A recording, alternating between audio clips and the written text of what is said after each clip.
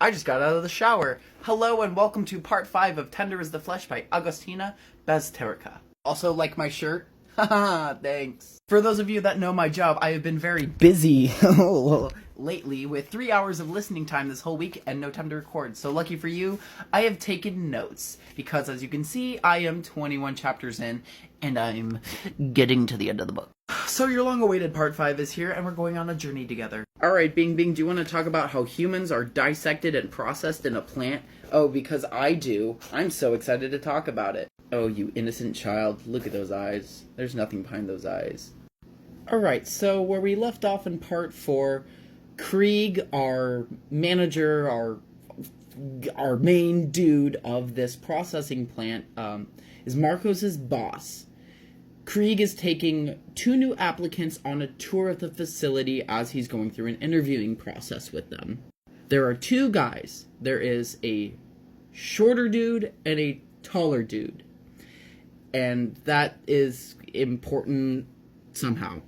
So Marcos tags along with Krieg and these 2 new applicants during the tour of the plant. And now we get more of a visual dissection of the inner workings of the plant. And again, this is pretty much describing how the regular meat processing plants would go for, preparing beef, or cattle, or pork in a regular sense. But since, we're talking about humans here, this is has a whole different weight to it, especially the upcoming scenes that I will describe. So I'm going to be reading directly from the notes I took as I was listening to the book. So a lot of these have solid quotes from the actual book itself. So prepare yourself, trigger warning for literally this. So Krieg is describing the process of heads or product arriving for processing. The arrival and unloading takes place early in the morning, like 2 to 3 a.m. Hair is cut and sold. Sick heads, or product, are separated and monitored. If ill heads die, they are fed to the scavengers outside to appease the craving for meat. The rest of the product is required to rest for 24 hours to calm them down. They are given a spray wash and examined. The regular heads, they need to fast. They are given a liquid diet to reduce intestinal content. There are specific heads that are selected and branded with green crosses on their chest for game. So, as the interview process goes on, one of the applicants points out a grouping of product, quote-unquote, heads, and he's like, what are the green crosses for? These heads are branded with specific green crosses. And Krieg describes that they're for the game reserve. These specific heads are all males in great physical conditions to give hunters a good challenge. Hunters want to chase. These game are primarily males because the females are more submissive, to quote the book. So literally, these specific humans are selected to be wild game for hunting season. Some heads are branded with black crosses. They are branded for a laboratory, Valka Lab. Krieg refuses to talk about it, so any questions about this specific laboratory is immediately shut down and ignored. We don't know what this lab is for. Heads are then separated into different colored cages. All heads in blue cages are slaughtered that very day.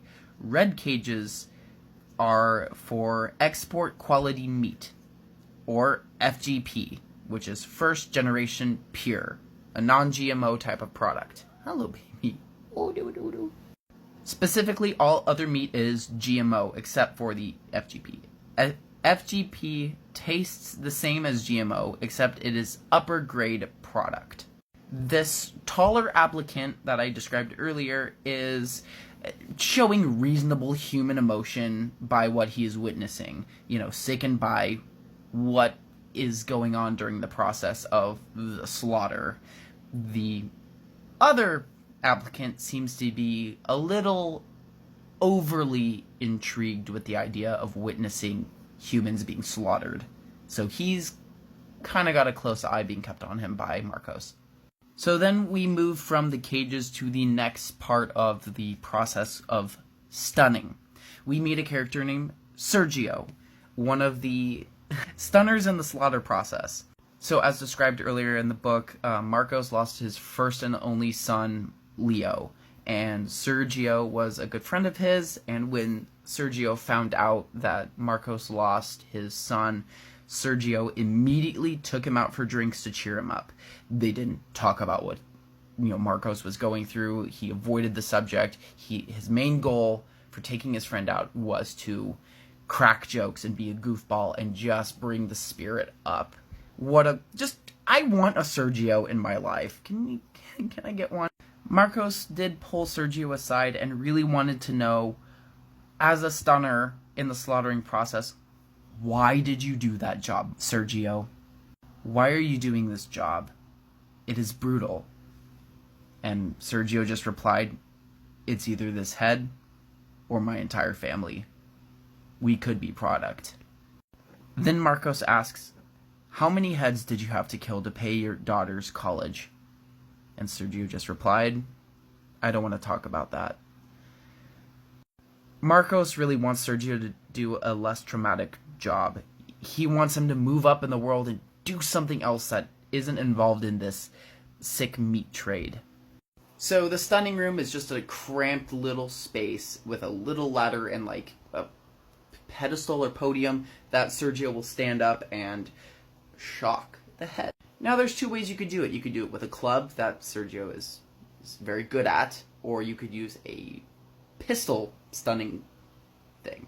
And at this next scene, we are demonstrated Sergio's job up close. Krieg looks at the applicants and he's like, applicants, meet Sergio. Sergio, show these guys what's up. And Sergio's just like, you gotcha.